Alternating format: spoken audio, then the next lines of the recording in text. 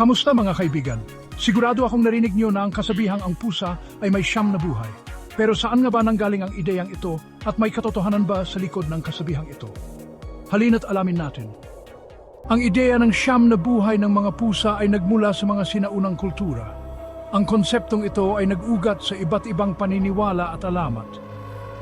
Sa Egypt, itinuturing na sagrado ang mga pusa dahil sila ay konektado sa diyosa na si Bastet, tagapagtanggol ng tahanan at simbolo ng fertility. Si Bastet ay madalas na inilalarawan bilang isang babae na may ulo ng pusa. Ang kanyang presensya ay nagbigay daan sa paggalang sa mga pusa. Sa iba't ibang kultura, ang pusa ay may malakas na koneksyon sa espiritual na mundo. Sa mga sinaunang Griego at Romano, ang mga pusa ay tinuturing na tagapagbantay ng mga kaluluwa. Ang kanilang kakayahang makaligtas sa mga mapanganib na sitwasyon ay nagbigay daan sa paniniwalang ito. Ang mga pusa ay patuloy na nagbibigay inspirasyon at misteryo sa ating mga buhay. Ngunit hindi lang paniniwala ang batayan nito. Ang mga pusa ay may mga natatanging kakayahan na tunay na kamangha-mangha. Ang mga pusa ay kilala sa kanilang agility at kakayahang makaligtas mula sa mga sitwasyon na tila mapanganib. Sa bawat hakbang, ipinapakita nila ang kanilang likas na talino at liksi. Ang kanilang flexible spine at malakas na mga binti ay nagbibigay sa kanila ng kakayahang bumagsak ng ligtas mula sa mataas na lugar, isang kakayahan na bihira sa ibang hayop. Ang kanilang katawan ay parang isang perpektong makina na dinisenyo para sa kaligtasan.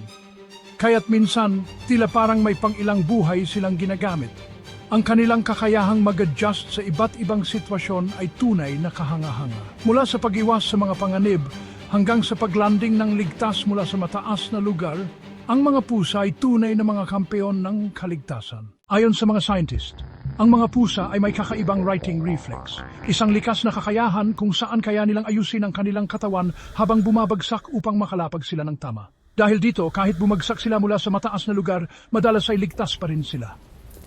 Kahit walang siyam na buhay, ang likas na reflexes at kakayahang umiwas sa peligro ng mga pusa ay kamangha-mangha. Ang kanilang liksi ay nagbibigay sa kanila ng abilidad na makaiwas sa kapahamakan. Ang mga pusa ay may matatalas na pandama at mabilis na reaksyon. Sa bawat galaw, makikita ang kanilang kahusayan at kagandahan.